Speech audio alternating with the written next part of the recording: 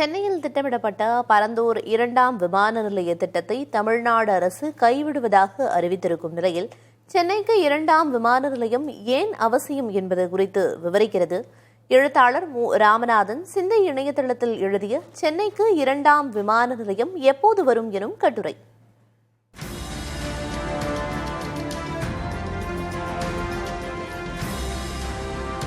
பரந்தூர் விமான நிலைய திட்டம் கைவிடப்படுவதாக முதல்வர் விஜய் அறிவித்ததை அடுத்து கைவிடப்பட்ட நிலங்களுக்கான இழப்பீடு மற்றும் மீளளிப்பு குறித்த கேள்விகள் எழுந்துள்ளன என்கிறது இக்கட்டுரை.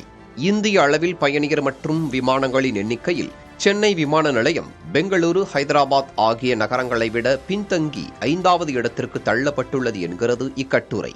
தமிழ்நாட்டின் அதிவேக பொருளாதார மற்றும் தொழில்துறை வளர்ச்சிக்கு சர்வதேச தரத்திலான 2ஆம் விமான நிலையம் மிகவும் அவசியமாகும். புதிய இடம் கண்டறியப்பட்டு ஒன்றிய அரசின் அனுமதி பெற்று அனைத்து கட்டங்களையும் தாண்டி புதிய விமான நிலையம் அமைய மேலும் 7 முதல் 8 ஆண்டுகள் வரை ஆகலாம் என்பதால் மாநிலத்தின் தொழில் வளர்ச்சி பாதிப்படையாமல் தடுக்க அரசு உடனடியாக அடுத்த கட்ட நடவடிக்கைகளை விரைவுபடுத்த வேண்டும் என்கிறது இக்கட்டுரை.